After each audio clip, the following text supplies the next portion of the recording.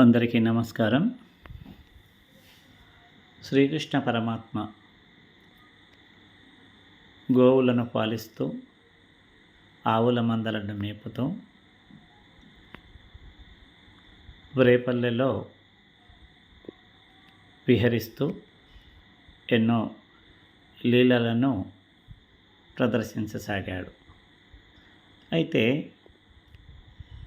ఆవులను మేతకు తీసుకెళ్ళి ఎప్పుడైతే సాయం సమయంలో గోధూళి వేళలో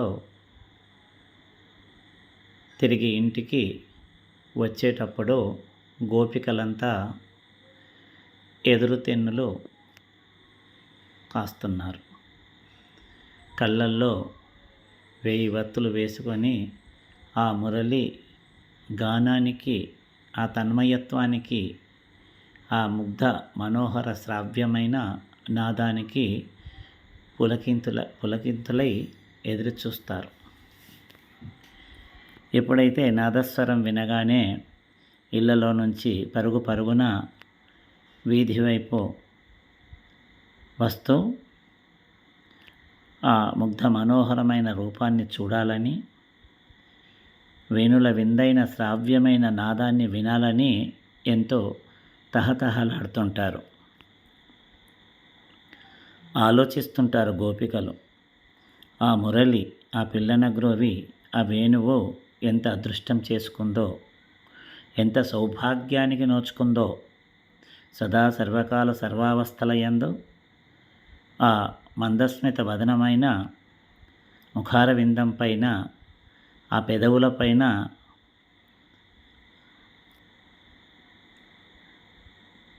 నాట్యమాడుతూ విహరిస్తూ ఎప్పుడు ఎంతో మనోహరమైనటువంటి నాదాన్ని వినిపిస్తుంది ఆ పిల్లన గ్రోవి. ఆ మురళి ఎంత అదృష్టం చేసుకుందో అని కాస్త ఈర్ష్యపడసాగారు.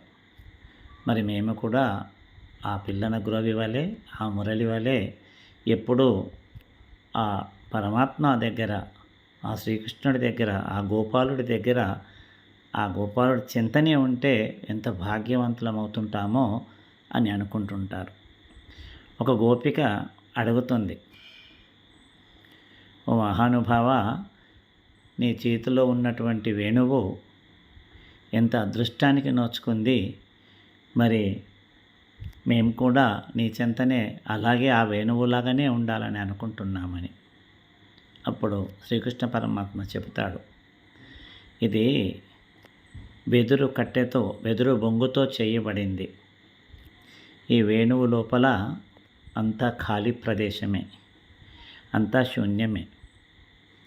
ఒక లయబద్ధంగా, ఒక క్రమ పద్ధతిలో నా ఊపిరితో దానిని నేను వాయిస్తుంటాను. ఆ మధుర శ్రావ్యమైన సంగీతాన్ని, నాదాన్ని వినిపిస్తుంటాను.